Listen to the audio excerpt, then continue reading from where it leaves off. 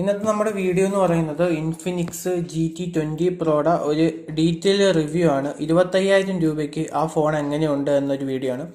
കൂടുതൽ സമയം വേസ്റ്റ് ചെയ്യുന്നില്ല, നമുക്ക് നേരെ വീഡിയോയിലോട്ട് കടക്കാം. Hi guys, welcome to my channel. Guys, ഇതിൻ്റെ ആദ്യത്തെ വീഡിയോ ആണ്. നിങ്ങളുടെ എല്ലാവരുടെയും സപ്പോർട്ട് പ്രതീക്ഷിക്കുന്നു. ഗൈസ്, ഫസ്റ്റിലെ നമുക്ക് ഈ ഫോണിനെ ഇല്ല ഒരു 4 തരമായിട്ട് തിരിക്കാം. 1 ഇതിൻ്റെ ഡിസൈൻ, 2 ഡിസ്പ്ലേ, 3 പെർഫോമൻസ്, 4 ബാറ്ററി. ഇതിൻ്റെ ഡിസൈൻ പോയിന്റ് ഓഫ് വ്യൂ എന്ന് പറയുമ്പോഴത്തേന് ഇതിൻ്റെ ഒരു ഡിസൈനെ അവർ സൈബർ മെക്ക ഡിസൈൻ എന്ന രീതിയിലാണ് വിളിക്കുന്നത്. നമ്മുടെ GT10 പ്രോയിൽ കണ്ട ഏകദേശം സെയിം ഡിസൈൻ തന്നെയൊക്കെയാണ്, വലിയ മാറ്റങ്ങളൊന്നുമില്ല. ഒരു RGB ഒരു RGB രീതിയിൽ വന്നിട്ടുണ്ടെന്നല്ലാതെ വലിയ രീതിയിലുള്ള മാറ്റങ്ങളൊന്നുമില്ല. അപ്പോൾ ഇതിൻ്റെ ഡിസൈൻ നിങ്ങളുടെ ചോയ്സാണ്, നിങ്ങൾക്ക് ഇഷ്ടപ്പെടുന്നുണ്ടെങ്കിൽ എടുക്കാം. ഒരു പ്യുവർലി ഒരു ഗെയിമിംഗ് ഡിസൈൻ, ആ ഒരു രീതിയിലാണ് ഇവർ ഈ ഒരു ഡിസൈൻ കൊടുത്തിരിക്കുന്നത്. ഇതിൻ്റെ വെയിറ്റ് വരുന്നത് 194 ഗ്രാമാണ് വെയിറ്റ് വരുന്നത്. പിന്നെ ഇതിൻ്റെ സിം ട്രേ എന്ന് പറയുന്നത് ഡ്യുവൽ നാനോ സിമ്മാണ്. നമുക്ക് എക്സ്പാൻഡ് ഒന്നും ചെയ്യാൻ പറ്റത്തില്ല, മെമ്മറി ഇട്ട് എക്സ്പാൻഡ് ചെയ്യാൻ പറ്റത്തില്ല. അത് എക്സ്പാൻഡ് ചെയ്യേണ്ട ആവശ്യവും നമുക്കില്ല. കാരണം ഇതിനകത്ത് 8GB റാം, 256GB എന്ന ബേസ് സ്റ്റോറേജ് വരുന്നുണ്ട്. അതുകൊണ്ട് നമുക്ക് എക്സ്പാൻഡ് ചെയ്യേണ്ട ഒരു ആവശ്യം വരുന്നില്ല. പിന്നെ ഇതിനകത്ത് IR ബ്ലാസ്റ്റർ വരുന്നുണ്ട്, പിന്നെ ഡ്യുവൽ സ്റ്റീരിയോ സ്പീക്കർ വരുന്നുണ്ട്. അത് JBL ഹൈറസ് ഓഡിയോ സപ്പോർട്ടഡ് ആയിട്ടുള്ളതാണ്. പിന്നെ വൈഫൈ 6 ആണ്, USB 2.0 ആണ്, NFC വരുന്നുണ്ട്. അങ്ങനെ സ്പെഷ്യൽ കുറച്ച് നല്ല ഫീച്ചറുകൾ ഇതിൽ വരുന്നുണ്ട്. IP54 സ്പ്ലാഷ് പ്രൂഫാണ്, വെള്ളത്തിലൊന്നും എടുത്ത് മുക്കിക്കളയില്ല, പണി കിട്ടും. അങ്ങനെ ഈ ഒരു ഡിസൈൻ പോയിന്റ് ഓഫ് വ്യൂ എന്ന് പറയുമ്പോഴത്തേന് ഫുള്ളി ഒരു പേഴ്സണൽ ചോയ്സ് ആണ്. നമുക്ക് ഇനി പറയാൻ പോകുന്നത് തൊട്ടാണ് ഈ ഫോണിൻ്റെ ഒരു പ്രൈസ് റേഞ്ചിൽ ഈ ഫോൺ എങ്ങനെയുണ്ട് എന്ന് നമുക്ക് പറയാൻ പറ്റുന്നത്. ഫസ്റ്റിൽ ഇതിൻ്റെ ഡിസ്പ്ലേ വന്നിട്ട് 144 ഹെഡ്സിൻ്റെ സൂപ്പർ അമോലെഡ് പാനലാണ് വെച്ചേക്കുന്നത്. അത്യാവശ്യം നല്ല ക്വാളിറ്റിയാണ്. 1300 നിറ്റ്സിൻ്റെയാണ് പീക്ക് ബ്രൈറ്റ്നസ് വെച്ചേക്കുന്നത്. ഇതിൻ്റെ ഡിസ്പ്ലേ സൈസ് വരുന്നത് 6.78 ഇഞ്ചാണ്. പിന്നെ ഈ ഡിസ്പ്ലേയിൽ അത്യാവശ്യം എല്ലാ ഫീച്ചറുകളും കൊടുത്തിട്ടുണ്ട്. HDR10+ ഒക്കെ സപ്പോർട്ടഡ് എല്ലാം കൊടുത്തിട്ടുണ്ട്. പിന്നെ അതുപോലെ തന്നെ 2304 PWM ഡിമ്മിങ്ങും കൊടുത്തിട്ടുണ്ട്. നമുക്കിപ്പോൾ ഫ്ലിക്കറിങ് പോലുള്ള കാര്യങ്ങളൊക്കെ ഒഴിവാക്കി കിട്ടും. അതുമാത്രമല്ല പിന്നെ 10 ബിറ്റ് പാനലാണ്, അതുകൊണ്ട് നല്ല രീതിക്കുള്ള കളർ കാലിബ്രേഷൻ ഇത് കിട്ടുന്നതായിരിക്കും. അപ്പോൾ ഡിസ്പ്ലേയുടെ പോയിന്റ് ഓഫ് വ്യൂവിൽ ഈ ഒരു 25,000 രൂപയ്ക്ക് അത്യാവശ്യം നല്ലൊരു ടോപ്പ് ക്വാളിറ്റി ഡിസ്പ്ലേ തന്നെയാണ് തന്നിരിക്കുന്നത്. ആ ഒരു പ്രൈസ് റേഞ്ചിൽ കൊള്ളാവുന്ന ഡിസ്പ്ലേ. ഇതിനകത്ത് പ്രൊട്ടക്ഷനും കാര്യങ്ങളൊന്നും കമ്പനി വെളിപ്പെടുത്തിയിട്ടില്ല, ഗൊറില്ല ഗ്ലാസിൻ്റെ കാര്യങ്ങളോ അങ്ങനെയൊന്നുമില്ല. അതുകൊണ്ട് എടുക്കുന്നവർ കഴിയുന്നതും കവറൊക്കെ ഇട്ട് സൂക്ഷിച്ച് ഉപയോഗിക്കുക, അല്ലെങ്കിൽ പൊട്ടാൻ നല്ല ചാൻസ് ഉണ്ട്. കാരണം ഇവർ പ്രത്യേകിച്ച് ഏത് പ്രൊട്ടക്ഷനാണെന്ന് പറഞ്ഞിട്ടില്ല. അപ്പോൾ ഇത്രയൊക്കെയാണ് ഡിസ്പ്ലേയുടെ പോയിന്റ് ഓഫ് വ്യൂ. ഇനി പെർഫോമൻസിൻ്റെ പോയിന്റ് ഓഫ് വ്യൂ വരുവാണെങ്കിൽ ഇൻഫിനിക്സ് ഫോക്കസ് ചെയ്യുന്നത് തന്നെ പെർഫോമൻസ് ആണ്. ഈ ഒരു ഫോൺ ഗെയിമിംഗ് ഓറിയൻറ്റഡ് രീതിയിലാണ് അവർ ഇറക്കിയേക്കുന്നത്. കാരണം ഇതിനകത്ത് ഇരിക്കുന്ന പ്രൊസസ്സർ എന്ന് പറയുന്നത് ചില്ലറക്കാരനല്ല, അത്യാവശ്യം നല്ല പവർഫുൾ പെർഫോമൻസ് തരുന്ന ഡിമെൻസിറ്റി 8200 അൾട്ടിമേറ്റ് എന്ന് പറയുന്ന 4nm ഫാബ്രിക്കേഷനിലുള്ള ഒരു പവർഫുൾ പെർഫോമൻസ് തരുന്ന ഒരു പ്രോസറാണ്. നമുക്ക് ഗെൻഷൻ ഇമ്പാക്റ്റ് ആണെങ്കിലും PUBG ആണെങ്കിലും കാൾ ഓഫ് ഡ്യൂട്ടി ആണെങ്കിലും ഒക്കെ അത്യാവശ്യം നല്ല FPS തന്നെ കളിക്കാൻ പറ്റും. അതുകൂടാതെ ഇതിനകത്തൊരു ഡെഡിക്കേറ്റഡ് ഗെയിമിംഗ് ഡിസ്പ്ലേ ചിപ്പും കൂടെ വെച്ചിട്ടുണ്ട്. അതായത് ഈ ഒരു പ്രൊസസ്സറിനെ കുറച്ചും കൂടെ ഒരു പവർ ആക്കാൻ വേണ്ടി.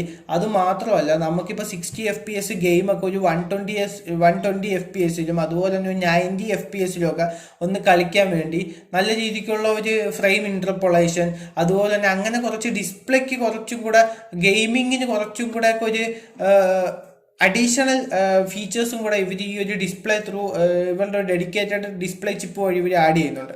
അതുകൂടാതെ വേറൊരു പ്രത്യേകത എന്ന് പറയുന്നത് ഇതിനകത്ത് ഗെയിമിങ്ങിന് വേണ്ടി X-ആക്സസ് ലീനിയർ മോട്ടർ വെച്ചിട്ടുണ്ട്.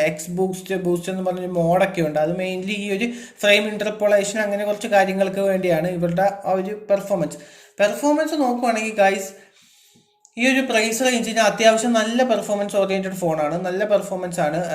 AnTuTu സ്കോറും ഗീക്ബെഞ്ച് സ്കോറൊക്കെ നല്ലതാണ്. 8200 AnTuTu സ്കോർ 1 മില്യൺ ഏകദേശം അടുത്ത് തന്നെ കിട്ടുന്നുണ്ട്. പിന്നെ സിംഗിൾ കോർ മൾട്ടി കോറൊക്കെ അത്യാവശ്യം പവർഫുൾ ആണ്.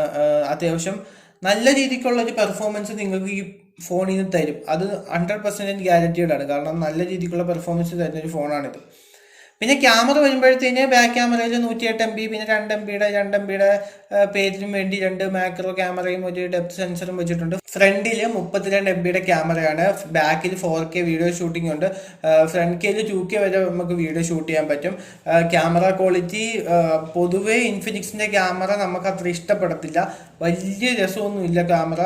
പിന്നെ ഈ ഫോണിന് ഇനി എങ്ങനെയാണെന്ന് അറിയില്ല, അവരിനി കുറച്ചും കൂടെ ക്യാമറയ്ക്ക് കുറച്ച് ഇമ്പോർട്ടൻസ് കൊടുത്ത് കുറച്ചും കൂടെ ഒപ്റ്റിമൈസ് ചെയ്യുമോ എന്നറിയില്ല. പൊതുവേ അവരുടെ ക്യാമറ എനിക്ക് അത്ര ഒരു സാറ്റിസ്ഫാക്ഷൻ തരുന്ന ഒരു ക്യാമറ അല്ല, കാരണം കുറച്ച് അവരുടെ ഇമേജസിൻ്റെ അത്ര ഒരു ക്വാളിറ്റി ഫീൽ ചെയ്യത്തില്ല. അപ്പം ക്യാമറ നിങ്ങൾ ഒരു ക്യാമറ ടെസ്റ്റോ അങ്ങനെ എന്തെങ്കിലും ഒരു വീഡിയോ കാണുന്നതായിരിക്കും നല്ലത്. ഗൈസ്, പിന്നെ ഉള്ളത് ബാറ്ററിയാണ്. ബാറ്ററി 5000 mAh തന്നെ കൊടുത്തിട്ടുണ്ട്, പക്ഷെ 45 വാട്ട് ഫാസ്റ്റ് ചാർജറാണ് ഇതിനകത്ത് കൊടുത്തേക്കുന്നത്. അതൊരു പോരായ്മയായിട്ട് തോന്നി, കാരണം 25,000 രൂപയും മുടക്കിയിട്ട് നമ്മൾ ഒരു 10, 60, 67 ഇപ്പോൾ 22, 23 അത്യാവശ്യം നല്ല 67, 100 വാട്ടൊക്കെ ഫാസ്റ്റ് ചാർജിങ് കിട്ടുന്ന സമയത്താണ് ഇവർ 45 വാട്ട്. കുഴപ്പമില്ല, അത്യാവശ്യം ഫാസ്റ്റ് തന്നെയാണ്. പിന്നെ ഗൈസ്, ഇതിന്റെ കളേഴ്സ് വരുന്നത് Mecca blue, Mecca orange, Mecca silver എന്നീ 3 കളർ വേരിയന്റിലാണ്. 12GB 256ഉം 8GB 256 എന്നീ 2 വേരിയന്റിലാണ് കിട്ടുന്നത്. ബേസ് സ്റ്റോറേജ് 256 ആയതുകൊണ്ട് നമുക്ക് മെമ്മറി കാർഡ് ഓപ്ഷൻ ഇല്ലെങ്കിൽ കുഴപ്പമില്ല. പിന്നെ ഇതിനകത്ത് അങ്ങനെ കുറച്ച് കാര്യങ്ങൾ ഇത്രയൊക്കെയാണ് മെയിൻലി വരുന്നത്. പിന്നെ ഇതിന്റെ മെയിൻ ഇത് OS ആണ്. OS എനിക്ക് പൊതുവേ ഇൻഫിനിക്സിന്റെ OS അത്ര ഇഷ്ടമല്ല, കാരണം കുറച്ച് ഔട്ട്ഡേറ്റഡ് OS ആണ്. ഈ പണ്ടത്തെ ലോഞ്ചറിന്റെ ഒക്കെ ഒരു സൈഡ് പിടിച്ചേക്കുന്ന ഒരു OS ആയിട്ടാണ് എനിക്ക് ഫീൽ ചെയ്തത്. കുറച്ച് OSലും കൂടെ കുറച്ച് ഒരു ന്യൂ ഫാക്ടറൊക്കെ കൊണ്ടുവന്നിട്ട് കുറച്ചും കൂടെ ഒരു അഡ്വാൻസ്ഡ് ആക്കിയാൽ കുറച്ചും കൂടെ നല്ലതായിരിക്കും. പക്ഷേ ഇവർ അത് കൊണ്ടുവരണില്ല, അറിയാൻ വയ്യ എന്തുവാണെന്ന് ഇങ്ങനെ. പിന്നെ OSന്റെ ഒരു പ്രത്യേകത എന്ന് വെച്ചാൽ നമുക്ക് ബ്ലോട്ട് വൈസോ ആഡ്സോ അങ്ങനെ കാര്യങ്ങളൊന്നും തരൂല, പക്ക നീറ്റും ക്ലിയറും ആയിട്ടുള്ള OS ആണ് ഇവരുടേത്. പിന്നെ 2 വർഷം സോഫ്റ്റ്വെയർ അപ്ഡേഷനും 3 വർഷത്തെ സെക്യൂരിറ്റി അപ്ഡേഷനും നമുക്ക് കിട്ടുന്നുണ്ട്. അപ്പോൾ ഗൈസ്, ഇത്രയൊക്കെയാണ് ഇതിൻ്റെ ഒരു ഡീറ്റെയിൽ റിവ്യൂ. അപ്പം ഈ ഒരു 25,000 രൂപയ്ക്ക് നിങ്ങൾക്ക് ഈ ഒരു ഫോൺ എടുക്കുകയാണെങ്കിൽ നിങ്ങൾ ആരാണ് ഈ ഫോൺ എടുക്കേണ്ടത്? അതെന്ന് വെച്ചാൽ പ്യുവർലി ഫോർ എ ഗെയിമിംഗ് ഉപയോഗിക്കുന്ന ആൾക്കാർക്കാണ് ഈ ഒരു ഫോൺ ഏറ്റവും നല്ലത്. കാരണം ഇതിൻ്റെ ആദ്യമേ വാങ്ങിക്കുന്ന ആൾക്കാർക്ക് ഇതിൻ്റെ കൂടെ ഫാനും പിന്നെ ഒരു കവറും പിന്നെ അതുപോലെ തന്നെ ഈ ഫിംഗറിൽ ഇടുന്ന ഒരു ഗെയിമിങ്ങിൻ്റെ ഗ്ലൗവും കാര്യങ്ങളൊക്കെ കിട്ടുന്നുണ്ട്. അതുകൊണ്ട് നിങ്ങൾക്ക് എടുക്കണമെങ്കിൽ ഒരു 22-നൊക്കെ ഇത് കിട്ടും, കാരണം ബാങ്ക് ഓഫേഴ്സും കാര്യങ്ങളൊക്കെ ഉള്ളതുകൊണ്ട് ഒരു 22-ന് കിട്ടുവാണെങ്കിൽ ആ 22 രൂപയ്ക്ക് ഇത് വാല്യൂ ഫോർ മണി തന്നെയാണ്, ഒരു സംശയവുമില്ല. കിഡിലും പെർഫോമൻസും, കിഡിലും ബാറ്ററി, കിഡിലും ഡിസ്പ്ലേ എല്ലാം കൊണ്ടും ഒരു ഓൾറൗണ്ടർ പാക്കേജാണ് ഇൻഫിനിക്സിൻ്റെ G20 Pro എന്ന് പറയുന്ന ഈ ഫോൺ. അപ്പോൾ ഗൈസ്, ഇതൊക്കെയാണ് ഇന്നത്തെ വീഡിയോ. അപ്പോൾ വീഡിയോ ഇഷ്ടപ്പെട്ടെന്ന് വിചാരിക്കുന്നു. ഇഷ്ടപ്പെട്ടാൽ ലൈക്ക് ചെയ്യണം ഗൈസ്, ഒന്ന് സബ്സ്ക്രൈബ് ചെയ്ത് ചാനൽ സപ്പോർട്ട് ചെയ്യണം. ഇനിയും ഇതേപോലെ നല്ല വീഡിയോസുകൾ വരുന്നതായിരിക്കും. അപ്പം ഗൈസ്, ഇനി അടുത്തൊരു വീഡിയോയിൽ കാണാം. ബൈ.